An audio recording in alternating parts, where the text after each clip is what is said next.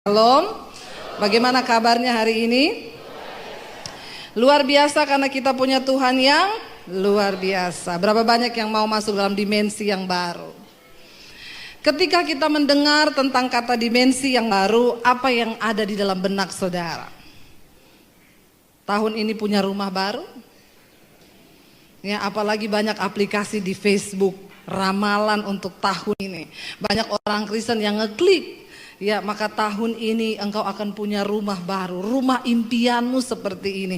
Jangan terlalu banyak hidup dalam halusinasi. Ya. Ketika mendengar tentang dimensi yang baru, itu artinya kita akan bersiap masuk dalam dimensinya Tuhan. Dan saudara, dimensinya Tuhan itu ketika kita mau masuk, enak atau tidak? Halo? Masuk dalam dimensinya Tuhan enak atau tidak? Ya, tidak enak, berarti nggak mau masuk. Mau, ya tidak enak buat daging, tapi membawa kita kepada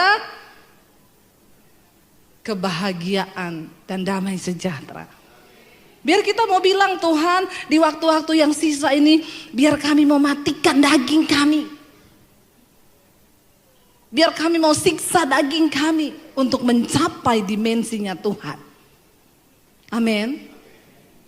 Langsung saja kita buka yuk. 1 Korintus pasal yang kedua. Memasuki dimensinya Tuhan, menikmati berkat Tuhan, kita harus selaras dengan apa yang Tuhan mau dalam hidup kita. 1 Korintus pasal yang kedua ayat yang ke-6 mulai. Di sana dikatakan hikmat yang benar. Karena banyak orang Kristen katanya ikut Tuhan tapi hikmatnya tidak benar. Tidak hidup menurut jalannya Tuhan, tapi sukanya bikin jalan sendiri.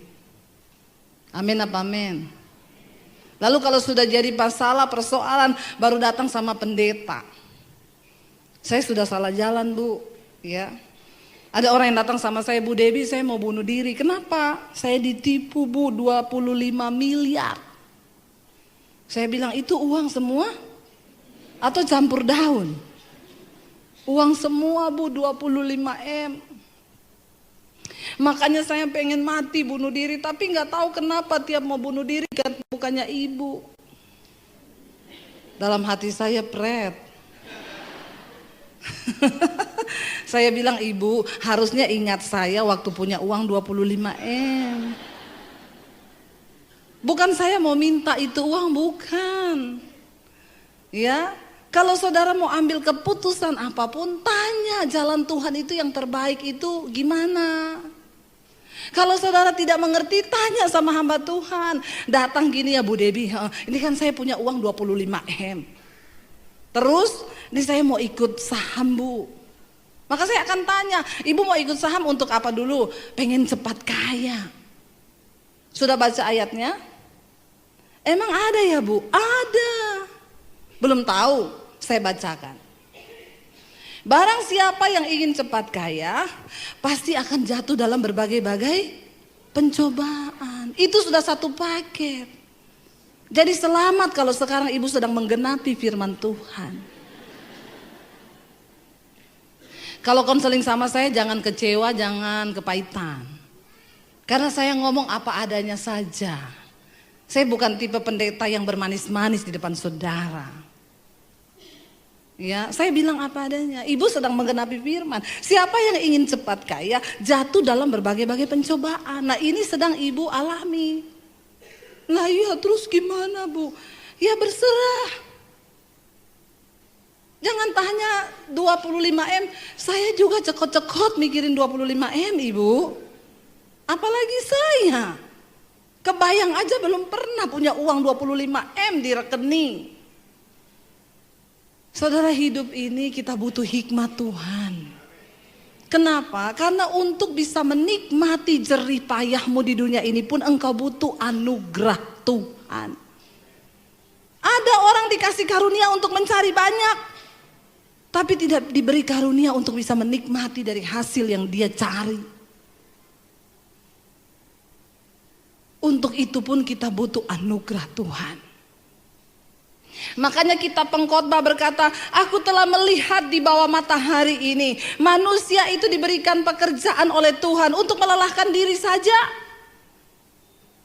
Sesungguhnya benar atau benar saudara, kita bangun pagi kerja, lalu kita tidur, capek, besok kerja lagi. Benar, Alkitab bilang, manusia itu diberi pekerjaan hanya untuk melelahkan diri. Lalu kalau sudah lelah, pulang tidur, ngumpulin banyak, tapi belum tentu bisa dinikmati. Makanya saya suka bilang gini, jangan iri sama orang kaya. Karena yang berbahagia di dunia ini bukan orang kaya, tapi orang yang hidup dalam perkenanan Tuhan. Amin. Nggak usah iri, enak banget ya punya uang ya, wah miliaran. Tapi pikirannya juga cekot-cekot mikirin cicilan. Amin. Ya, orang kaya mikirin 10 M, otaknya pusing. Kita mikirin 10 juta, pusing nggak? Pusingnya sama nggak? Yang beda apanya? Nolnya. Jadi sesungguhnya manusia itu hanya ditipu oleh nol saja. Amin. Benar, Alkitab bilang hidup ini adalah kesia-siaan. Makanya pengkhotbah mengingatkan, akhir kata dari segala yang ditulis dalam kitab ini adalah hiduplah takut akan Tuhan. Karena sebanyak apapun yang engkau miliki dalam hidupmu, kalau engkau tidak hidup takut akan Tuhan, maka engkau tersesat dalam hidup ini. Engkau tidak akan menikmati kebahagiaan. Orang yang berbahagia, orang yang hidup dalam perkenanan Tuhan, lalu dia bisa mensyukuri jerih lelahnya, seberapapun itu dia mensyukurinya, itu pun anugerah Tuhan. Ya, ada orang yang gaji cuma 3 juta, tapi dia hidup berbahagia dengan istri dan anak-anaknya. Ada yang uang ratusan miliar, tapi cekot-cekot tiap hari. Saudara pilih yang mana?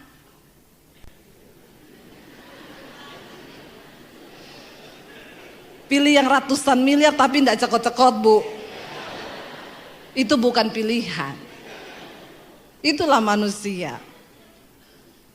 Apa sih artinya hidup ini? Saya satu kali naik taksi. Saya tanya sopir taksinya, Pak, udah berapa tahun jadi sopir taksi? Belum lama, Bu, baru 25 tahun. Pak, emang cukup jadi sopir taksi gajinya? Ya, Bu, cukup tidak cukup itu kan tergantung kita. Saya punya anak sekarang sudah kuliah.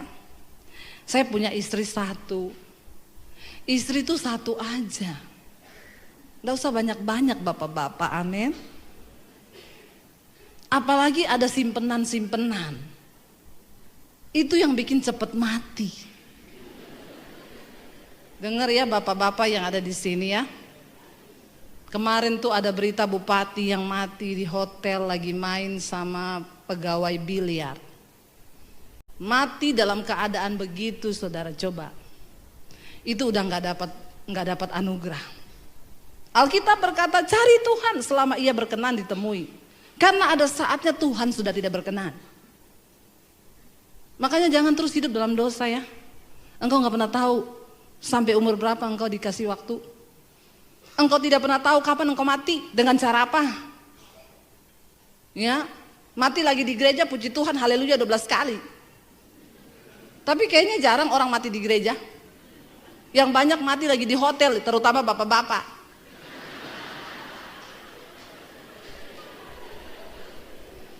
Yang tertawa ibu-ibu.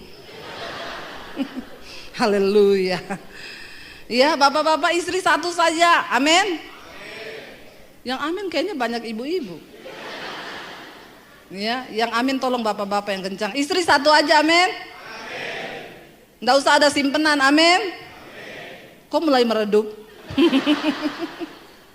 Ya, saudara, hidup ini nggak usah dibikin ribet.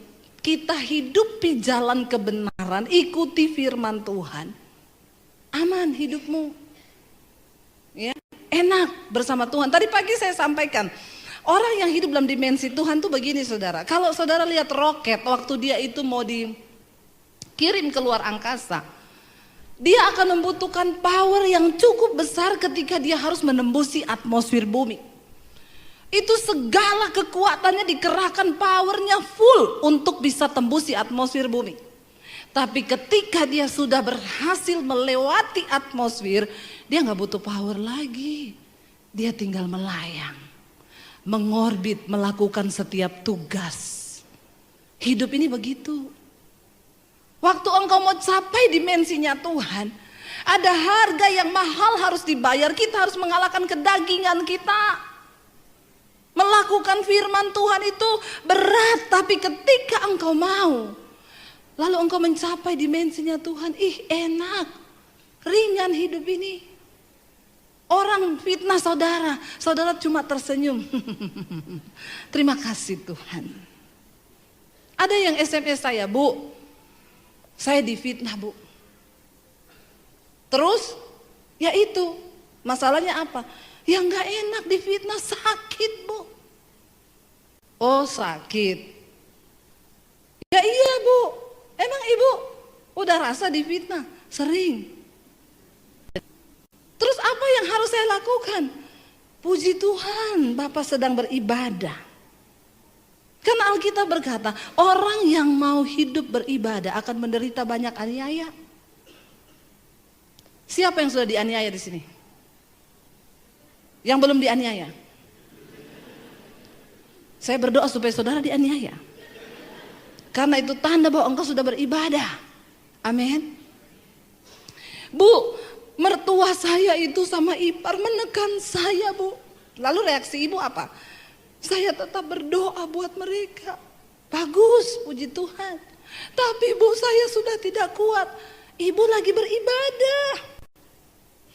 Sampai kapan Bu Debbie? Sampai ibu lulus. Lulusnya itu kapan? Waktu engkau disakiti mertuamu lalu engkau berkata, terima kasih Tuhan buat mertuaku yang manis ini. Itu engkau sudah lulus. Amin. Tapi jangan kau tanam tanaman lidah mertua depan rumahmu. Yang kayak pedang-pedang itu lidah mertua saudara. Lo enak, waktu engkau mau menembusi atmosfer itu berat. Tapi ketika engkau sudah di dalam Tuhan, hidupmu penuh dengan firman. Wow, gak ada yang berat di hidup ini, gak ada. Mau difitnah, haleluya. Mau ditendang, puji Tuhan. Kenapa? Apapun yang terjadi dalam hidup saya gak pernah sakit hati. Mau saya dibuang, mau saya ditipu, mau saya di apa, saya tahu. Kenapa? Prinsip saya. Semua yang terjadi di hidupku, Tuhan turut bekerja mendatangkan kebaikan. Tetapi saya difitnah, iya gak apa-apa. Karena hidup ini adalah proses. Amin. Jangan cuma banyak berteori tentang firman Tuhan, tapi hidupi firman itu dalam hidupmu. Dan jangan bikin jalan sendiri. Ikuti jalannya Tuhan. Ada orang yang tanya, Bu, bagaimana supaya saya bisa mengalami Tuhan? Bagaimana saya bisa tahu jalan Tuhan? Bagaimana saya bisa dengar suara Tuhan? Yuk kita baca sama-sama. 1 Korintus pasal yang kedua, ayat yang ke-9 mulai.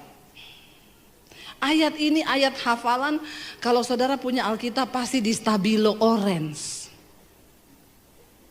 Ya, di sana dikatakan 1 Korintus 2 ayat 9, baca sama-sama 1, 2, 3.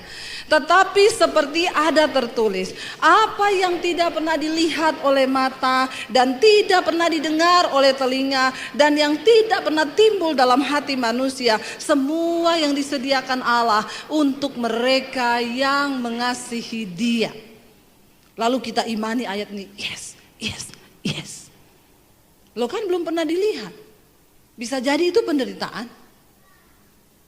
Amin. Kan belum pernah didengar. Bisa jadi itu caci maki. Karena itu Alkitab berkata, berbahagialah engkau apabila engkau jatuh dalam berbagai-bagai pencobaan, karena engkau tahu bahwa ujian terhadap imanmu itu menimbulkan ketekunan. Bahkan untuk menderita pun kita harus bersyukur karena itu bentuk dari proses Tuhan. Tapi banyak orang Kristen gagal fokus. Kenapa? Karena engkau menilai berkat Tuhan itu hanya yang enak buat dagingmu. Kita berpikir kalau kita ikut Yesus masuk dalam dimensi yang baru. Yang naik motor jadi naik Avanza. Yang naik Avanza jadi naik. Yang naik Innova jadi naik Alphard. Yang naik Alphard naik motor. Kena kutuk soalnya. Ya hello saudara, mari kita punya hikmat Tuhan dalam hidup ini. Kalau saudara baca judul perikop dari 1 Korintus 2 ini, hikmat yang benar. Jangan punya hikmat yang salah.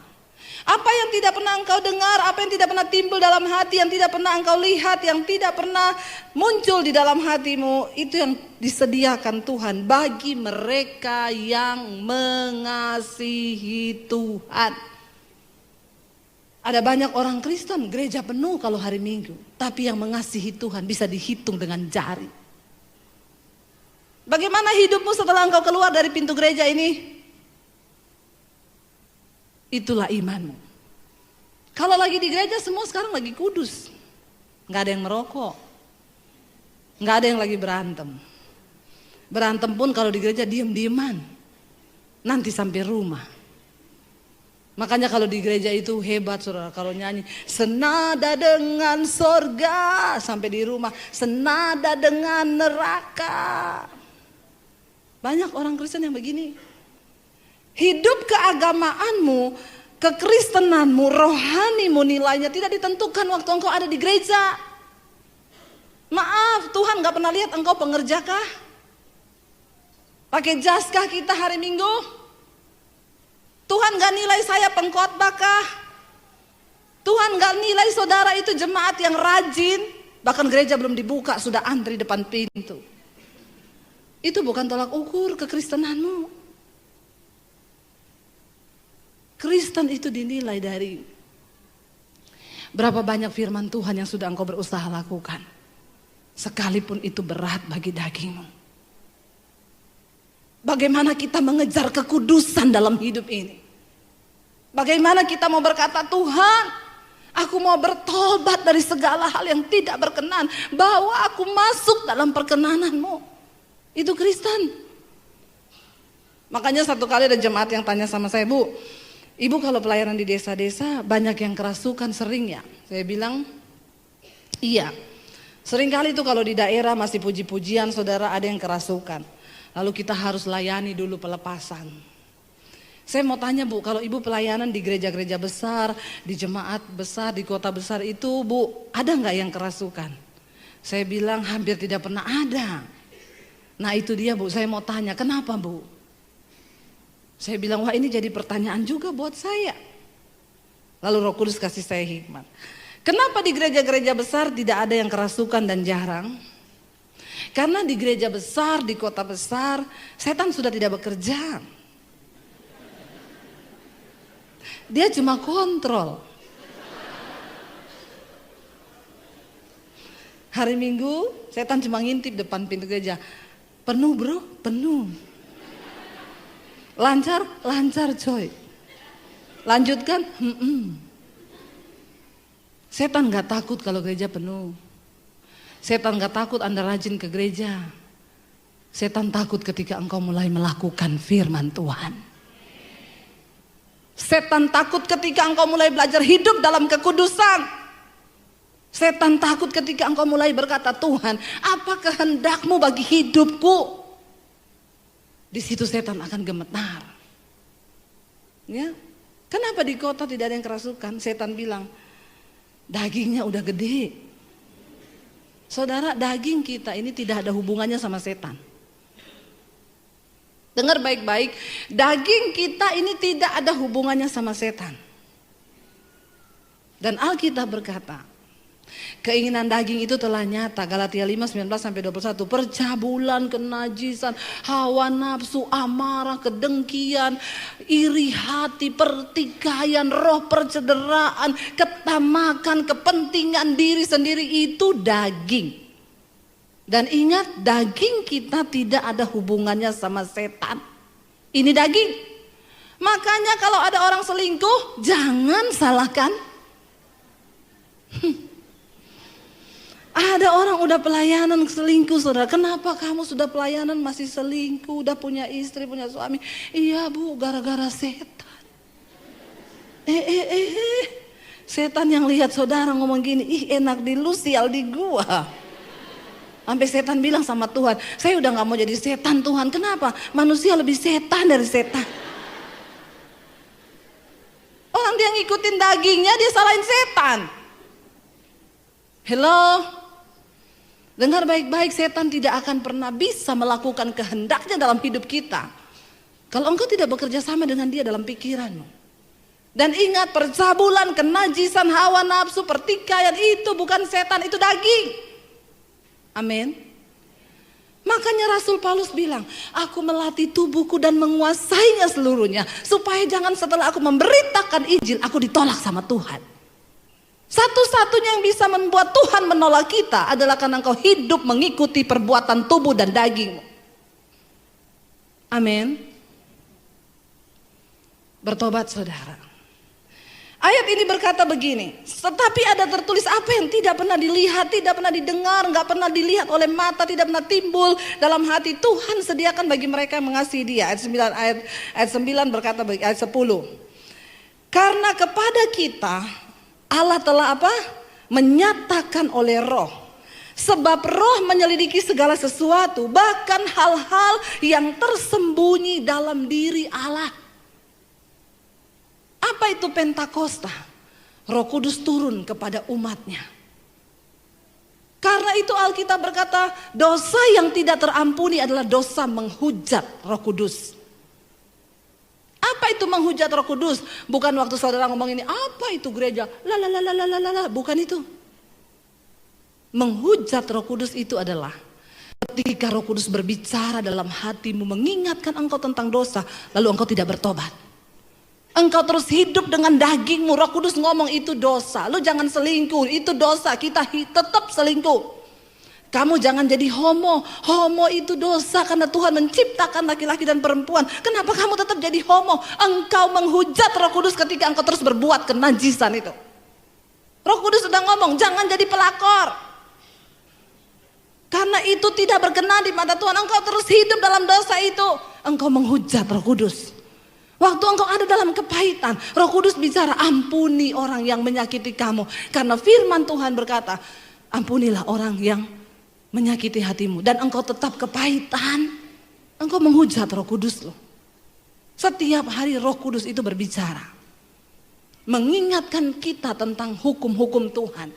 Saudara baca Alkitab atau tidak, sebenarnya Tuhan menaruh hukumnya dalam hati manusia.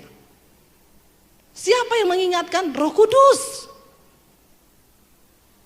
Dan ketika Roh Kudus bicara, engkau gak pernah dengar, tiap hari engkau hidup terus dengan dosamu, maka engkau sudah menghujat Roh Kudus. Dan hidupmu berjalan kepada kebinasaan. Itu dosa yang tidak terampuni. Amin. Siapa yang bisa menyelidiki Allah? Roh Allah itu sendiri. Sekarang kita mulai temukan ini. Bagaimana cara kita mengenal Tuhan, mengenal jalannya, mengetahui isi hati Tuhan. Ya engkau harus dipenuhi Roh Kudus. Hidupmu harus dipimpin oleh Roh Kudus. Namanya juga Roh Kudus. Pasti dia suka sesuatu yang kudus. Bukan rokok, kudus. Ya, amin saudara. Nggak usah tanya-tanya pendeta, bu, merokok itu dosa atau tidak. Anda tahu kok. Orang di dus rokoknya ada ditulis, rokok itu membunuhmu. Ada yang tanya, bu, di mana ayatnya dilarang merokok? Saya bilang di pom bensin. Baca di sana besar tulisannya. Jangan cari di Alkitab terlalu kecil. Lo maksud ibu ngomong begitu apa? Kalau di pom bensin saja Anda tidak diterima, apalagi di sorga. Amin. Ya, jadi buat yang merokok, enggak usah tanya di mana ayatnya, baca di pom bensin. Kalau di pom bensin Anda tidak diterima, apalagi di sorga. Satu kali saya khotbah begitu di satu gereja, Saya dikejar sama satu orang bapak, orang Ambon. Dia bilang, ibu pendeta. Saya menoleh ke belakang, sangar saudara. Orang Ambon. Seng makan mati, makan seng juga mati dia. Lalu dia bilang gini, ibu tadi berkhotbah soal rokok. Iya, kenapa? Saya itu paling tidak suka kalau ada pendeta ngomong-ngomong rokok. Kan saya tidak minta uangnya ibu untuk beli rokok. Saya bilang, terus maunya bapak apa? Maksudnya saya panas saudara, baju saya ya. Dia bilang, tapi tadi ibu bilang, sedangkan di pom bensin saya tidak diterima, apalagi di sorga. Saya pikir-pikir itu masuk akal ibu. Ternyata seringkali kita nggak perlu khotbah ribet. Yang gampang aja orang masuk sebenarnya. Nggak usah pakai bahasa Ibrani, Yunani, jadi pusing jemaat. Itu biar untuk konsumsi kita sendiri saja yang belajar, amin. Nggak usah dikasih ke jemaat, nanti bingung. Dari bahasa Ibraninya rokok itu artinya. Semakin tidak pusing lagi dia. Dia bilang, jadi ketika saya dengar ibu bilang, jangankan di sorga, di pom bensin saja engkau tidak diterima. Saya pikir-pikir betul itu ibu. Jadi hari ini juga saya sudah memutuskan tadi ibu, saya mau berhenti merokok. Lalu dia tanya, ibu punya tips ibu supaya saya bisa berhenti secara instan begitu? Atau ibu bisa tumpang tangan kepada saya? Saya bilang, saya tumpang kaki juga tidak bisa. Jadi bagaimana ibu? Jadi begini saja, bapak itu kan namanya iman itu berlatih pak, ya, nggak ada yang instan. Bapak berlatih. Hari ini bapak berhenti, besok iblis goda tuh, ambil lagi itu rokok, ya. Nanti kalau bapak berhenti merokok, bapak cium semua itu baunya rokok, ya. Biar bau masakan rokok, orang lewat bau ketek rokok. Karena itu sakau saudara ya. Tapi bapak jalani aja itu proses pak. Terus bu, kalau saya kepengen ambil aja rokoknya. Terus hidupin ya bu, iya. Tapi waktu bapak mau isep puter, apinya taruh di bibir.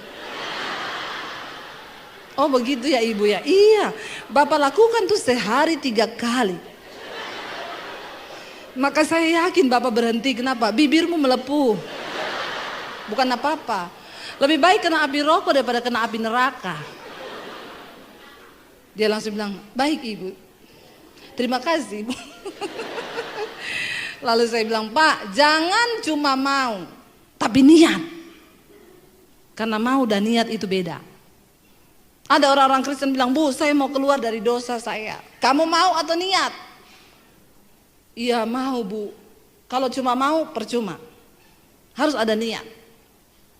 Ada yang telepon saya, bu saya jatuh dengan teman kos saya. Akhirnya kami jadi pasangan lesbi. Saya dengar khotbahnya ibu, saya mau keluar dari dosa. Kamu mau atau niat? Mau bu, kalau mau hari ini beresin pakaianmu, pindah tempat kos. Jangan kasih tahu dia di mana kamu pindah. Kayak gitu bu, iya. Niat kan? Kalau nggak niat, tetap aja tinggal di situ. Dan hari ini engkau berdosa dan engkau bilang, Tuhan ampuni aku. Setelah engkau minta ampun datang lagi, halo gimana? Berlakukan dosa lagi, Tuhan ampuni aku. Engkau menghujat Roh Kudus. Amin. Ada yang konseling, bu saya jatuh selingkuh bu. Apa yang harus saya lakukan? Mau bertobat? Iya. Niat? Iya. Blokir nomor HP-nya dia. Sudah bu. Terus dia telepon pakai nomor lain. Ganti HP-mu nomornya. Sampai seperti itu? Iya. Kamu niat? Iya niat. Jangan main-main dengan dosa. Kalau mau niat, niat. Amin. Enggak ada alasan. Supaya putus hubungan sama setan. Jangan nikmati dosamu. Ya. Engkau tidak akan pernah masuk dalam dimensinya Tuhan. Lalu ayat ini berkata begini saudara. Ayat 11. Siapa gerangan di antara manusia yang tahu apa yang terdapat dalam diri manusia selain roh manusia sendiri yang ada di dalam dia. Demikian pula lah tidak ada orang yang tahu apa yang terdapat dalam diri Allah selain roh Allah. Kalau engkau dipenuhi Roh Kudus, Roh Allah itu, maka engkau mengerti isi hati Tuhan. Engkau tahu kalau engkau melakukan ini Tuhan tuh berduka. Kenapa kita harus hidup dalam kekudusan? Bukan cuma supaya tidak masuk neraka, tapi supaya engkau tidak menyakiti hati Tuhan. Amin saudara. Supaya ada damai sejahtera di hidupmu. Kenapa? Karena dosa itu pencabut damai sejahtera nomor 1 dalam hidup manusia. Percayalah saudara, bukan uang. Uang bukan jaminan segala-galanya. Tapi kalau engkau hidup dalam dosa hari ini, seberapa banyak pun uang, engkau tetap tidak damai. Beresin yuk hidup kita. Satu persatu. Kalau yang masih ada kepahitan, lepaskan pengampunan. Yang masih hidup dalam kenajisan, buang itu. Ngaku sama hamba Tuhan. Ya, tapi saya takut Bu kalau di gereja nanti saya jadi gosip. Hubungi nomor telepon saya di bawah ini. Saya punya channel YouTube saudara, namanya Debbie Basjir TV. Jangan lupa subscribe, like, share, dan komen. Beberapa waktu yang lalu Tuhan suruh saya untuk bergerak di dunia media. Saya tidak pernah punya pikiran jadi YouTuber, enggak. Tapi saya pengen beritakan Injil. Lalu Tuhan mulai kasih dari yang sederhana, kita nggak punya peralatan canggih. Kalau di sini kameranya, canggih semua nih. Enggak, saya cuma pakai handphone waktu itu. Apa yang Tuhan taruh di hati, saya syuting, tayangkan lewat YouTube. Saya tidak menyangka saudara. Saya tayangkan satu judul khotbah yang Tuhan taruh di hati saya. Kamu harus khotbahin ini dan tayangkan di YouTube. Judulnya apa? Akibat dosa tersembunyi. Karena semua yang duduk di sini ini pasti punya rahasia hati yang orang sebelahnya nggak tahu. Istri punya rahasia yang suaminya nggak tahu. Suami punya rahasia yang istrinya nggak tahu.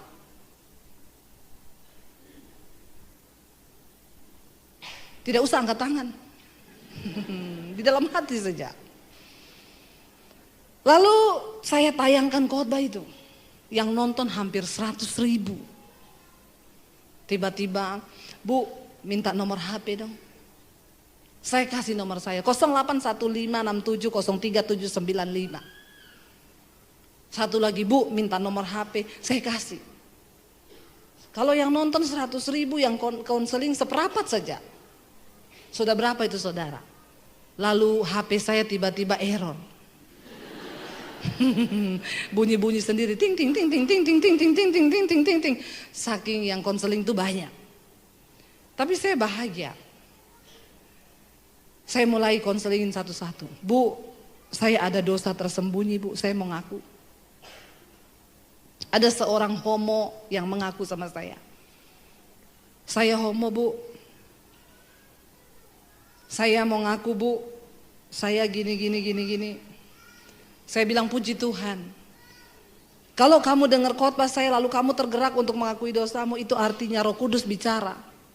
Iya Bu, sejak saya dengerin khotbah Ibu, saya nggak tahu tiap malam sebelum tidur ada suara yang datang di telinga saya dan berkata, tinggalkan dosamu dan bertobatlah. Lalu dia tanya sama saya, itu suaranya siapa Bu? Suara Tuhan, suara Roh Kudus. Masa itu suara Roh Kudus Bu? Roh Kudus bicara sama saya? Iya. Karena tugas Roh Kudus yang pertama adalah menginsyafkan dosa. Jadi Bu, apa yang harus saya lakukan? Saya takut Bu. Lah iya, makanya bertobat. Lalu dia terbuka sama saya homo, gini. Berarti itu suara Tuhan ya Bu? Iya. Kalau kamu lagi stres lalu kamu dengar suara berkata, pergilah dugem ke diskotik, itu suara setan. Jangan kamu bilang begini, terima kasih Tuhan, engkau tahu aku lagi stres, engkau suruh aku ke diskotik. Itu setan. Kalau engkau jengkel sama orang, lalu engkau dengar suara hatimu atau ada orang di sampingmu yang ngomong, iya ya, memang kebangetan orang itu, kurang ajar banget. Terus Anda bilang, memang itu setan. Tapi itu tetangga saya Bu, iya menjelma dari setan. Jangan kau dengar, amin. Apa yang engkau dengar hari-hari ini itu akan menentukan jalan hidupmu. Waktu saya sudah habis. Padahal baru pembukaan. 10 menit lagi boleh? Kenapa engkau sudah naik? Jangan mengintimidasi saya. Ya saudara, jalani jalannya Tuhan, ikuti. Akhirnya dia bilang gini, Bu, apakah seorang homo bisa sembuh? Bisa. Tapi semua orang bilang tidak bisa. Bisa, Tuhan bilang. Kenapa? Karena dari awal Tuhan menciptakan hanya laki-laki dan perempuan. Lain dari itu dari setan. Jadi saya bisa sembuh, Bu, iya. Ibu, saya ada di luar kota Jakarta. Saya akan cari tiket pesawat. Saya mau ke Jakarta. Saya mau ibu tumpang tangan atas saya. Jangan. Kenapa? Sayang uang tiketmu. Tidak ada satu pendeta hebat pun yang bisa tumpang tangan ke atasmu lalu engkau bisa sembuh. Lalu siapa ibu? Biar saya tumpang kaki juga tidak bisa. Lalu siapa? Dirimu sendiri bersama Tuhan. Ayo punya niat. Apa yang harus saya lakukan? Nomor 1, setiap bangun pagi engkau berdoa berkatakan, dalam nama Yesus aku diciptakan sebagai seorang laki-laki. Roh homo keluar dari dalam diriku. Roh banci keluar karena aku seorang laki-laki. Perkatakan firman Tuhan itu. Baik, Bu. Saya berdoa sama dia lewat telepon. Berdoa lewat telepon aja dia bilang, aduh Bu, saya mau muntah. Lari-lari ke toilet sekarang muntah dalam nama Yesus, pelepasan. Lalu dia melakukan itu. Sebulan kemudian dia telepon saya, Bu, beneran loh. Setelah saya melakukan hal itu, sekarang saya benci sama kenajisan itu. Saya jijik sama dosa saya.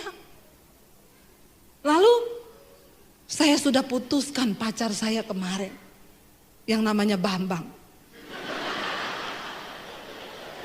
Di sini tidak ada yang nama Bambang kan? Kalau ada saya ganti Ivan. Kalau ada Ivan lagi saya ganti. Ya. Itu hanya nama samaran. Benar saudara. Lalu nih orang niat nih, begini orang niat. Lalu Bu, saya sekarang sudah keluar dari komunitas homo saya. Kita punya komunitas gay. Itu yang ketangkap di Jakarta itu. Cowok-cowok ganteng, six pack. Makanya sekarang saudara, buat perempuan tidak usah berharap dapat cowok six pack. Karena yang six pack sudah punya cowok.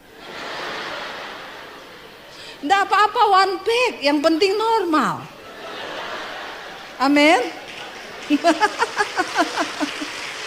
Ya. Benar saudara. Ketangkep mereka semua sudah punya istri loh. Saya lihat di Instagramnya anaknya cakep-cakep, istrinya cantik. Ditanyai di polisi, bapak-bapak ini sudah punya istri cantik semua, kenapa masih main laki, cowok?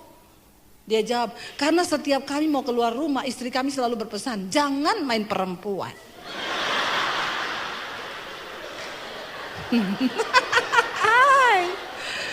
Astagfirullah. Subhanallah. Jadi tolong ibu-ibu sekarang kalau berpesan kepada suaminya, ditambahin, Pak, jangan main perempuan ya, apalagi main laki-laki. Karena dunia sekarang ngeri, setan itu merajalela dan daging kita ini yang bahaya. Amin. Sedikit lagi ayatnya ya. Ayat yang ke-12 berkata begini, kita tidak menerima roh dunia. Amin. Tetapi roh di sana dikatakan kita tidak menerima roh dunia, tetapi roh yang berasal dari Allah, ya, supaya kita tahu apa yang dikaruniakan Allah kepada kita. Anda sudah jadi Kristen berapa puluh tahun, sayang sekali kalau Anda tidak tahu apa yang dikaruniakan Allah bagi hidupmu.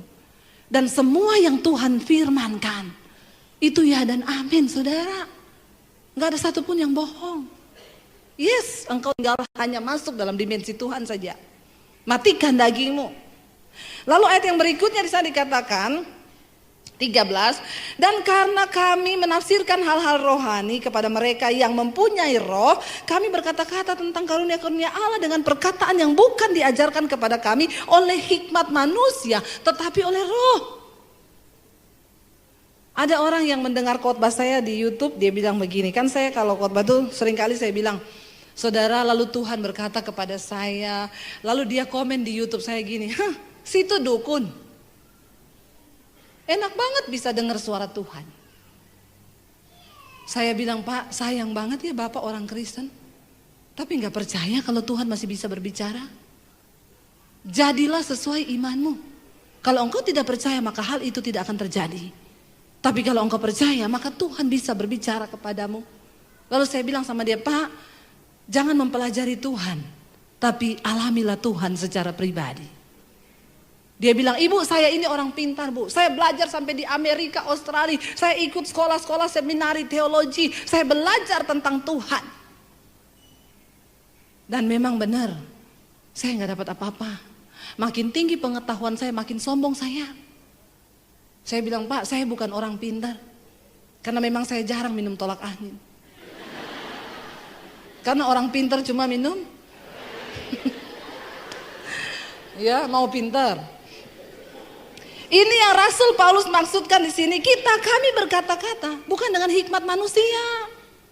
Kalau bicara teologi, saya tidak ada titel sampai STHHH, MTH, enggak. Tapi saya mengalami Tuhan.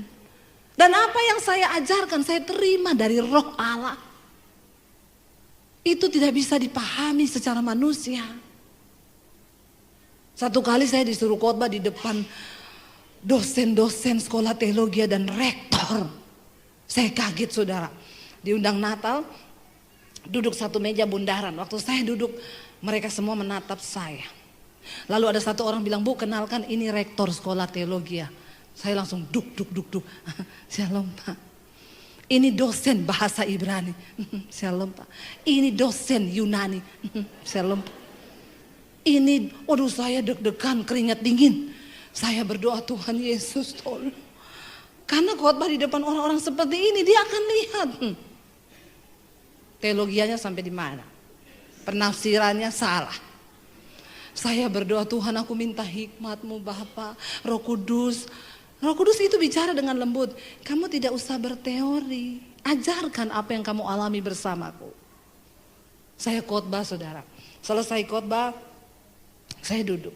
Rektornya diundang doa firman Tuhan setelah khotbah. Dia berdoa, Tuhan, terima kasih. Karena hari ini kami telah mendengar. Bukan manusia yang berkata-kata, tapi Tuhan sendiri. Saya nangis loh, saudara. Padahal tadinya saya sudah deg-degan dan gemeteran. Tapi ternyata waktu kita mengajarkan bukan hikmat manusia. Roh Kudus itu sumber hikmat, sumber pengetahuan, sumber segala-galanya.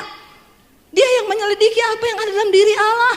Dan kalau roh itu ada dalam diri kita, roh yang lebih besar dari segala roh yang ada dalam dunia ini, apa yang Anda gak bisa lakukan bersama dia? Engkau bisa keluar dari homoseksualmu. Engkau bisa keluar dari ikatan lesbian, engkau bisa berhenti merokok. Perkatakan, roh yang ada dalamku lebih besar dari segala roh yang ada di dunia ini. Amin. Yang terakhir, benar-benar terakhir. Haleluya. Ayat 14, baca sama-sama dengan suara yang keras. Ini benar-benar terakhir. Ayat gongnya ini. 1, 2, 3. Tetapi manusia duniawi tidak menerima apa yang berasal dari Roh Allah. Karena hal itu baginya adalah suatu kebodohan. Dan ia tidak dapat memahaminya. Sebab hal itu hanya dapat dinilai secara rohani. Banyak orang Kristen setiap minggu duduk di kursi gereja. Tapi dia masih manusia duniawi. Sebab barang siapa mencintai dunia dan segala apa yang ada di dalamnya, maka kasih akan Allah tidak ada dalam dirimu. Apa yang ada dalam dunia ini? Cuma 3 hal. Keinginan mata, keinginan daging, dan keangkuhan hidup. Kenajisan, percabulan, itu yang ada dalam dunia ini. Kesombongan. Dan kalau engkau mencintai dunia, maka engkau tidak akan pernah mengerti kehendak Tuhan. Engkau tidak akan pernah bisa masuk dalam dimensinya Tuhan. Saya berdoa biar hari ini kita semua mau mengalami dimensinya Tuhan.